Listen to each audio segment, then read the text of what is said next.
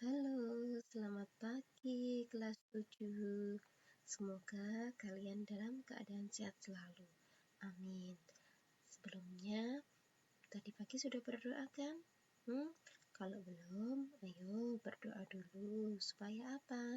Supaya materi yang disampaikan oleh Bapak Ibu Guru dapat terserap dan bermanfaat untuk kalian. Jangan lupa berdoa ya. Jangan lupa bahagia juga. Nah, ini sudah jam 8 jamnya Bu Irma. Jadi di sini kita bertemu lagi dalam pembelajaran prakarya. Bu Irma akan menyampaikan materi lanjutan dari minggu lalu. Jadi judulnya masih sama nggih dengan yang minggu lalu ya. Judulnya pengolahan bahan pangan buah. Tapi ini yang materi lanjutan. Kalau kemarin kan kita sudah bahas serba-serbi buah. Nah, ini Bu Irma akan lebih tekankan kepada kalian tentang teknik pengolahan. Masih ingat toh tugas tambahannya minggu lalu? Bu Irma minta kalian untuk membaca buku paket halaman berapa? Ayo. Halaman 179 ke belakang. Apakah sudah ada yang membaca buku paket? Sudah, alhamdulillah. Untuk yang belum, salah sendiri. Kalian pasti belum tahu apa yang akan kita pelajari hari ini. Kalau belum, ayo buku paketnya dikeluarkan. Kita pelajari bersama-sama ya. Teknik pengolahan. Dibuka dulu buku paketnya, halaman 179. Bu Irma akan rangkumkan untuk kalian ya. Teknik pengolahan terdiri dari 2 yang utama. Nanti tambahannya ada 1, berarti 3. Tapi yang utama ada 2. Yang ke-1 adalah moist cooking. Yang kedua adalah dry head cooking. Waduh Bu Irma, pakai bahasa Inggris ya? Iya nak, kita belajar pakai bahasa Inggris sedikit-sedikit ya. Bu, kalau pakai bahasa Indonesianya boleh nggak? Boleh, silahkan dibuka di buku paketnya. Ada toh? Moist cooking, bahasa Indonesianya adalah teknik pengolahan panas basah. Sedangkan dry cooking, bahasa Indonesianya adalah teknik pengolahan panas kering. Sudah dong ya sampai sini ya. Oke, kita lanjut ke ulasan yang lebih luas lagi tentang apa itu moist cooking dan apa itu dry head cooking. Oke, metode moist cooking adalah teknik pengolahan bahan pangan menggunakan bahan dasar cairan untuk mematangkannya. Jadi harus pakai cairan ya. Apakah harus air Bu Irma? Tidak, ada beberapa cairan yang bisa digunakan dalam teknik moist cooking ini. Nah, suhu cairan tidak lebih dari titik didih. Sebenarnya boleh, tapi lebih baik untuk menjaga nutrisi, untuk menjaga vitamin, tidak lebih dari titik didih. Titik didih berapa? Ayo, untuk titik didih air 100 derajat Celcius. Harus tahu ya. Nah, hasil akhir makanan akan mengandung cairan, air atau basah. Gitu nggih, karena dia menggunakan air, menggunakan cairan, jadi hasil akhir makanannya nanti pasti basah ataupun lembab. Apa saja yang termasuk dalam moist cooking? Nah, ada boiling, ada poaching, ada braising, ada stewing, ada steaming, dan simmering, terakhir mengetim. Subhanallah Bu Irma, itu bahasa Inggris semua. Iya, kecuali yang terakhir ya. Tapi tidak apa-apa, kita pelajari bersama, jangan takut, jangan putus asa dulu. Bu Irma akan jelaskan nanti satu persatu dalam bahasa Indonesia. Sebenarnya teknik-teknik ini sering kalian jumpai, hanya saja mungkin penyebutannya dalam bahasa Indonesia. Nah, di sini Bu Irma akan sedikit tambah wawasan kalian tentang bahasa Inggris. Jadi, jangan takut ya, bahasa Inggrisnya cuma tentang nama-nama aja kok. Gampang, oke? Lanjut ya, kita ulas satu persatu dari boiling sampai mengetim. Oke, apakah itu boiling? Teknik boiling adalah merebus. Jadi, bahasa Indonesianya boiling adalah merebus. Pernahkah kalian merebus? Merebus sesuatu? Pernah Bu Irma merebus air? Itu termasuk, tenang aja ya.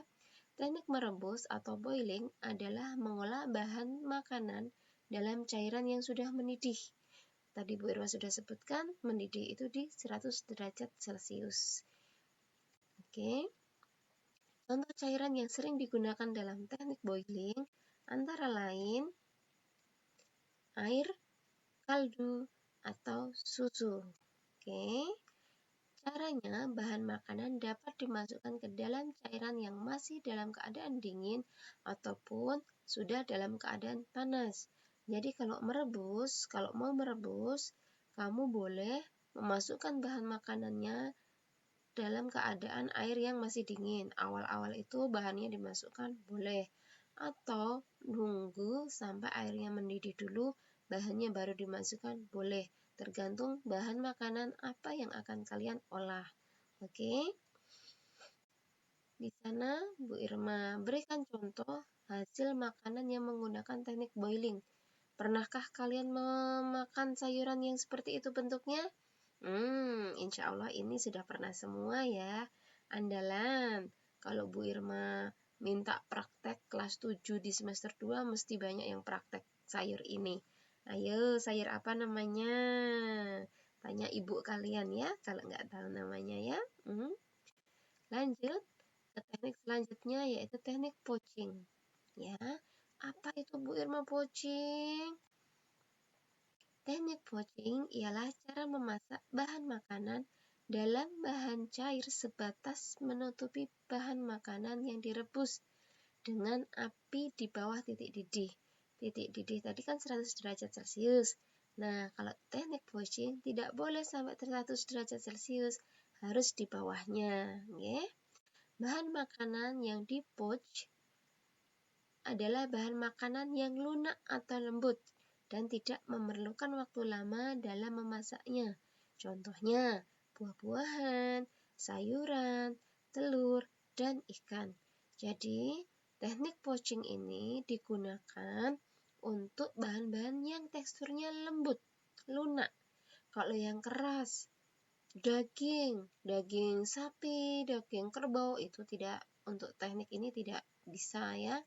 Tapi kalau daging ikan salmon, lembut kan itu? Bisa. Teknik poaching biasanya menggunakan cairan berupa kaldu. Tahu kaldu kan ya?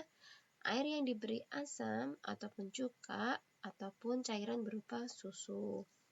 Contohnya, nah, kalian pernah lihat ataupun memasak telur setengah matang? Biasanya kan diceplok kan ya. Nah, teknik poaching itu menggunakan air. Biasanya digunakan untuk pasien rumah sakit ataupun yang sedang diet, mengurangi lemak, mengurangi minyak. Nah, memasaknya menggunakan teknik ini. Itu Bu Irma contohkan, itu ada poached egg, telur yang dimasak menggunakan teknik poaching. Dia di dalamnya masih mentah. Apakah ada dari kalian yang suka makan telur yang dalamnya masih seperti itu, cairan? Kalau Bu Irma sih nggak suka, sukanya yang matang. Oke, sudah ya. Lanjut ke teknik selanjutnya, yaitu teknik braising. Teknik braising adalah teknik merebus bahan makanan dengan sedikit cairan. Kira-kira cairannya setengah dari bahan yang akan direbus. Nah, merebusnya ini di dalam panci tertutup dengan api dikecilkan secara perlahan. Efek dari braising sama dengan menyetup, yaitu menghasilkan bahan makanan yang lebih lunak dan aroma keluar menyatu dengan cairannya. Kalau kalian bingung, braising ini tidak disertai dengan menumis. Kalau menyetup, itu didahului dengan menumis. Nanti Bu Irma akan jelaskan apa itu menyetup ya. Nah, contohnya seperti itu. Jadi bahan-bahan dimasukkan mulai dari bumbu, bahan utamanya dimasukkan jadi satu, airnya cuma setengah ataupun 3/4, lalu pancinya ditutup pakai panci yang ada tutupnya dan apinya kecil. Jadi nanti dia matangnya sempurna sampai dalam dan aromanya kuat, enak gitu. Nah, lanjut. Nah, ini stewing. Tadi Bu Irma sebutkan teknik menyetup. Nah, stewing ini adalah menyetup atau sering kita sebut menggulai. Pernah makan gulai ya? Nah, pernah dong ya. Atau ada yang habis makan gulai daging kurban. Stewing atau menggulai atau menyetup adalah mengolah bahan makanan yang terlebih dahulu ditumis bumbunya dan direbus dengan cairan yang berbumbu. Cairannya tidak terlalu banyak dengan api sedang. Maksud dari dimasak dengan api sedang dan dalam waktu yang lama adalah agar aromanya dari bahan keluar dengan sempurna. Jadi aromanya tuh full banget gitu. Enak banget pokoknya ya. Pernah makan gulai kan? Nah, pengolahan dengan teknik ini harus sering diaduk, tapi mengaduknya secara hati-hati biar tidak mudah hancur, apalagi kalau cairannya santan. Nah, pada proses stewing atau menggulai atau menyetup, cairan yang dipakai yaitu bisa air, susu, santan, ataupun kaldu. Catatannya, kalau kalian menggulai menggunakan santan, harus diaduk tapi dengan hati-hati agar santannya tidak pecah, agar sari-sarinya santan tidak terpisah gitu ya. Nah, ini contohnya. Ya ampun, Bu Irma jadi lapar lihatnya. Lanjut ada steaming. Steaming itu adalah mengukus ya. Bahasa Indonesianya steaming adalah mengukus. Teknik mengukus atau steaming adalah memasak bahan makanan dengan uap air mendidih. Beda loh nggih dengan boiling. Kalau boiling dengan air mendidih, kalau steaming yang digunakan adalah uap air mendidih. Pernah lihat uap air kan? Masa nggak pernah? Pernah aja nggih. Nah, sebelum mengukus bahan makanan, alatnya harus diisi air terlebih dahulu, lalu dididihkan. Setelah mengeluarkan uap, baru bahannya masuk. Jadi, nggak boleh airnya dimasukkan, lalu dikasih pembatas, terus bahannya dimasukkan, baru dinyalakan api, tidak boleh. Jadi, air dimasukkan, dikasih pembatas, ditutup rapat, lalu dididihkan. Kalau sudah keluar uapnya, uap airnya, berarti dia sudah mendidih. Nah, bahan-bahannya baru dimasukkan. Oke, paham ya? Biasanya kalau orang Indonesia nyebutnya dandang. Pernah lihat dandang yang untuk ngukus-ngukus itu? Nah, itu ya, pakai dandang.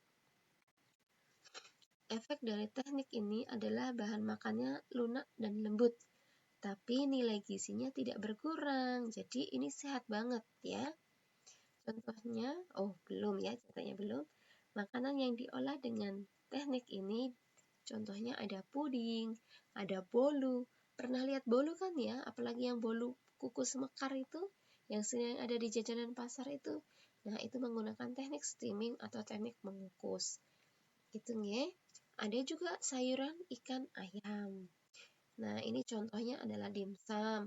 Kalau kita ada siomay, nah itu dengan menggunakan teknik mengukus. Paham kan ya, steaming? Steaming adalah mengukus. Oke, gampang kan? Nah, simmering. Apa itu Bu Irma simmering? Teknik simmering ini adalah teknik memasak bahan makanan dengan saus atau bahan cair lainnya yang dididihkan terlebih dahulu. Setelah api mendidih, setelah air mendidih, kemudian apinya dikecilkan sampai ke bawah titik didih dan dilanjutkan merebus lama, di mana muncul gelembung-gelembung kecil. Nah, Bu Irma kasih contoh gambar ya. Di situ ada boiling, jadi airnya dididihkan dulu sampai 100 derajat Celcius, sampai blukutuk-blukutuk. Kalau sudah mendidih, lalu apinya dikecilkan sampai gelembung yang muncul itu gelembung yang kecil-kecil gitu ya. Teknik ini biasanya digunakan untuk membuat kaldu yang mengeluarkan ekstrak dari daging yang direbus. Pernah nggak lihat ibunya masak kaldu untuk soto mungkin, untuk makanan lainnya mungkin. Nah, paling bagus menggunakan teknik simmering ini. Paham nggak? Oke, lanjut ke yang terakhir dari moist cooking adalah teknik mengetim. Untuk mengetim, bahasa lain yang digunakan adalah bahasa Prancis. Tulisannya au bain Marie, tapi dibaca ubang Marie. Ubang Marie, ya.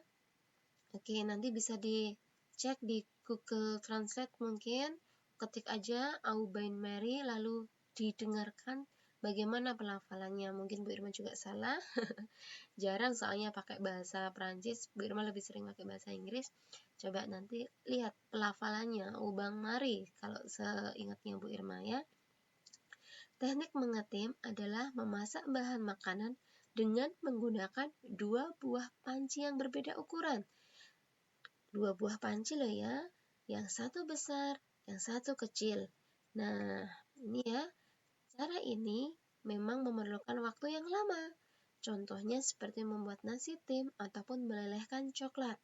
Jadi, kalau kita melelehkan coklat, tidak boleh langsung menggunakan satu panci, tapi menggunakan 2 panci. Panci yang besar yang di bawah berisi air, dididihkan, dipanaskan, lalu panci kecil berisi potongan coklatnya, seperti yang ada di gambar yang sudah Bu Irma sajikan. Paham nggih? Nah, itu contoh lelehan coklatnya. Aduh, maaf ya, Bu Irma masih sakit, suaranya agak seksi ini. Lanjut, kalau tadi sudah moist head cooking, sekarang dry head cooking ya, teknik pengolahan panas kering. Teknik mengolah bahan makanan tanpa menggunakan bahan cair. Bahan cair yang dimaksud di sini adalah air. Nah, teknik dry head cooking ini tetap menggunakan bahan cair, tapi bahan cairnya adalah mentega, lemak, atau minyak goreng. Jadi bukan air ya. Hasil akhirnya tidak mengandung air. Masakan mempunyai karakteristik kering crispy gitu ya. Nah, apa saja yang termasuk dalam dry head cooking Bu Irma? Di sini Bu Irma sudah rangkumkan. Yang pertama ada deep frying, ada shallow frying, ada sauteing, ada baking, dan yang terakhir ada grilling. Wow, nama-nama baru mungkin ya bagi kalian. Ayo kita ulas lebih dalam supaya kalian lebih paham. Yang pertama ada deep frying. Deep frying adalah memasak bahan makanan dengan menggunakan minyak atau lemak yang banyak, hingga bahan makanan yang akan dimasak benar-benar terendam sehingga memperoleh hasil yang kering atau crispy. Jadi, minyaknya atau lemaknya yang digunakan itu harus banyak. Bahan yang mau dimasak harus terendam, harus kelep bahasa Jawanya ya. Pada metode kering ini, karena dipanaskan dalam suhu tinggi, akan terjadi perubahan tekstur, warna, dan rasa. Pernah goreng kan ya? Teksturnya berubah enggak? Warnanya juga berubah kan?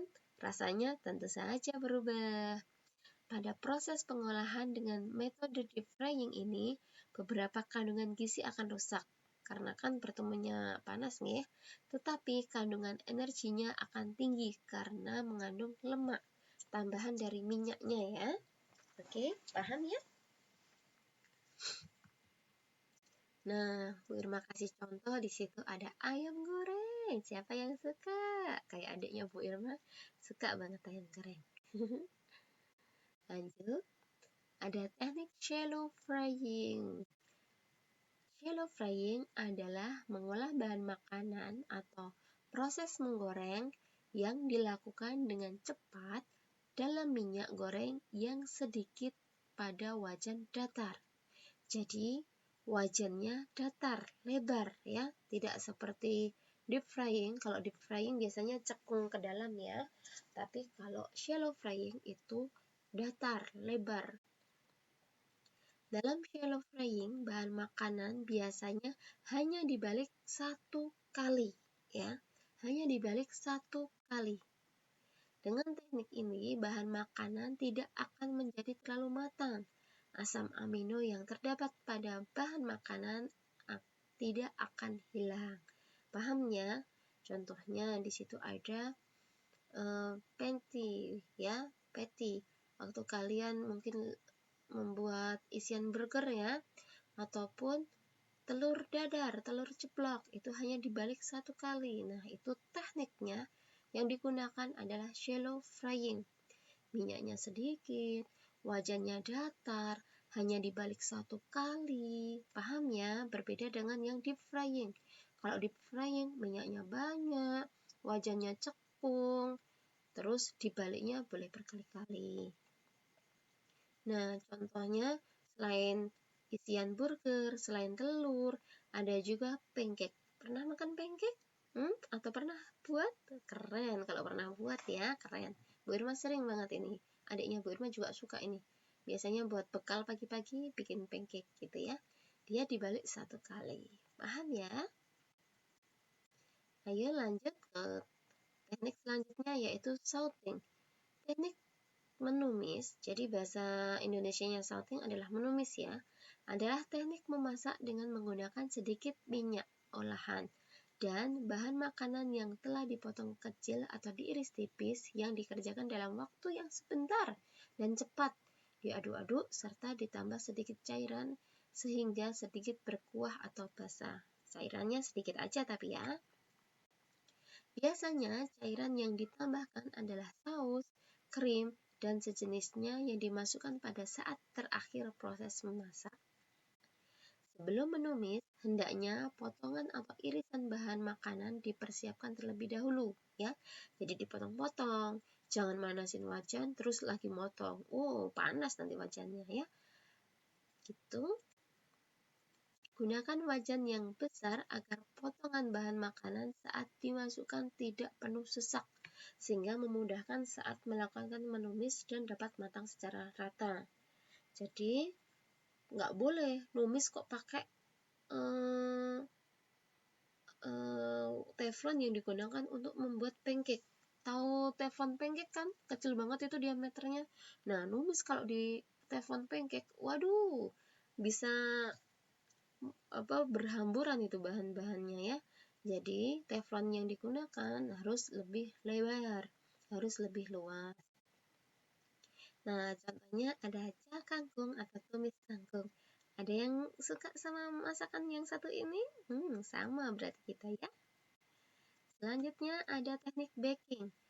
Teknik baking bahasa Indonesianya adalah memanggang. Tapi memanggang di sini menggunakan oven loh, ya.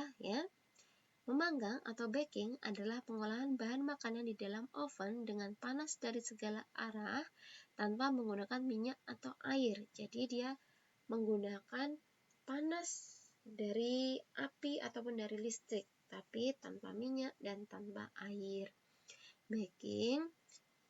Panggang itu ada dua, ya. Panggang menggunakan oven, yaitu baking, ataupun panggang menggunakan bara api. Nanti ada selanjutnya, grilling, ya, tapi selanjutnya, ya. Cara memanggang memiliki beberapa metode lagi. Di antaranya ada 3, ya. Di antaranya sebagai berikut. Yang pertama, panggang kering. Jadi, memanggang seperti biasa, bahan makanan diletakkan di dalam loyang, lalu dimasukkan, lalu kalau sudah matang dikeluarkan. Contohnya seperti kalau kita membuat kue kering. Pernah lihat kue kering kan, ya? Oke. Yang kedua, panggang dengan menambah kelembapan. Jadi, bahannya masuk. Nah, di samping bahannya atau di bawahnya ada mangkuk yang berisi air. Fungsinya supaya bahan makanan yang dipanggang tidak terlalu kering. Yang ketiga, panggang dengan 2 wadah. Masih ingat tadi materi tentang mengetim atau ubeng meri? Nah, menggunakan 2 wadah kan? Sama seperti baking atau panggang dengan menggunakan 2 wadah. loyang 1 berisi air lebih lebar, loyang 2 berisi bahan makanan, diletakkan di dalam loyang berisi air. Kalau kalian masih bingung, boleh kok searching di Google, ada itu nanti ya. Contohnya ada cake. Nah, cake kebanyakan dipanggang ya, atau bahan-bahan lain. Banyak ya yang dipanggang menggunakan oven. Teknik terakhir, teknik terakhir adalah teknik grilling. Tadi yang sempat Bu Irma sebutkan ya. Grilling adalah teknik mengolah makanan di atas lempengan besi panas atau griddle ya, atau di atas panci dadar atau teflon yang diletakkan di atas perapian langsung, di atas bara api ya, ataupun di atas griddle yang biasanya bawahnya itu air ya. Suhu yang dibutuhkan untuk grilling sekitar 292 derajat Celcius. Grill juga dapat dilakukan di atas bara langsung dengan jeruji panggang atau alat bantu lainnya. Ada yang kemarin bikin sate? Salah satunya. Contohnya Bu Irma kasih sate ya. Jadi barbecue, panggang sate, sosis panggang, sosis bakar, itu masuknya ke teknik grilling. Paham kan? Jadi kalau di dalam resep, kalian menemukan resep misalnya dipanggang di dalam oven, berarti itu nanti masuknya teknik baking. Tapi kalau dipanggang di atas bara api, berarti nanti masuknya teknik grilling. Paham kan sampai sini perbedaannya? Semoga paham ya. Nah, kalau tadi sudah ada one-shot cooking, teknik pengolahan panas basah, lalu ada dry-shot cooking, teknik pengolahan panas kering. Di sini Bu Irma akan tambahkan teknik pengolahan lainnya. Ada apa saja? Ada 4. Ada smoothing, ada mixing, ada filtering, ada raw food. Smoothing itu menghaluskan bumbu mungkin, menghaluskan buah-buahan dengan blender mungkin. Bisa ya. Mixing itu mencampur, menjadikan satu ya. Filtering itu menyaring ya. Raw food itu mengolah tanpa dimasak, jadi mentah seperti sushi atau salad buah. Nah, paham ya? Oke. Teknik pengolahan lainnya ada 4 turunannya. Kita ulang lagi. Ada smoothing menghaluskan, ada mixing mencampur, ada filtering menyaring, ada raw food mentah ya. Nah, teknik pengolahan sudah selesai. Kita lanjut ke proses pembuatan pengolahan pangan ya. Proses pembuatan pengolahan pangan terdiri dari 4 tahap, antara lain tahap perencanaan, ada identifikasi kebutuhan, ada ide dan gagasan. Yang kedua, tahap pelaksanaan, ada persiapan bahan, persiapan alat, persiapan tempat memasak, ada juga proses pembuatannya. Tahap ketiga ada penyajian atau pengemasan. Yang terakhir adalah evaluasi. Rasanya gimana toh? Kemasannya bagus nggak toh? Kemasannya bocor apa enggak toh? Nah, itu biasanya tugas guru sih sebenarnya, tapi semuanya wajib melakukan evaluasi. Paham ya proses pembuatan? Ada 4, jangan sampai lupa, ini besok sampai kelas 9 ada terus. Nah, yang materi terakhir ada tentang penyajian dan kemasan. Penyajian dan kemasan merupakan tahap akhir dari proses pembuatan produk olahan pangan. Dengan disajikan, dengan dikemas, bisa menambah nilai suatu olahan pangan. Daripada cuma dihidangkan di atas piring, kan cantik kalau dikemas ya. Terutama kalau kemasannya mahal, unyu-unyu gitu ya. Kriteria pemilihan kemasan. 1. Tidak berbau sehingga tidak mempengaruhi rasa. Jadi kemasan yang digunakan tidak boleh berbau. Nanti kalau berbau bisa mempengaruhi jadi dari masakan yang akan dikemas, dari masakan yang akan dibungkus. Yang kedua, memiliki kekuatan sehingga dapat menampung olahan dengan maksimal. Kemasannya harus diperhatikan. Oh, kemasannya kecil nih, berarti bahannya yang dimasukkan sedikit. Oh, kemasannya besar nih, bahan yang dimasukkan bisa banyak. Jangan kemasannya besar isinya sedikit, kemasannya kecil isinya banyak loh ya. Nggak sesuai nanti. Yang ketiga, kemasannya mudah didapat. Yang paling mudah didapat kemasan berupa plastik ya biasanya ya. Yang keempat, aman bagi kesehatan dan bersih. Tidak boleh kemasan yang mengandung racun, nanti bisa berbahaya bagi tubuh ya. Sudah selesai, kita lanjut ke tugas. Tugas Bu Irma berikan di Google Classroom bagian penugasan. Jadi dicek ya. Sudah presensi kan tadi? Wajib presensi, kalau belum nanti Bu Irma kejar kamu sampai presensi. Nah, setelah presensi, melihat tayangan ini sampai akhir, kalian wajib mengerjakan tugas dan penilaian yang ada di Google Classroom. Oke? Sekian, sampai jumpa di pertemuan selanjutnya. Tetap jaga kesehatan, tetap di rumah, dan bahagia selalu. Semoga apa yang Bu Irma berikan pada kesempatan hari ini bermanfaat untuk kalian.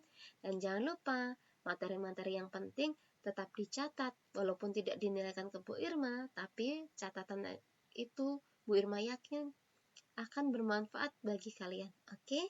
Selamat siang, sampai jumpa di pertemuan selanjutnya, Nak. Sehat selalu.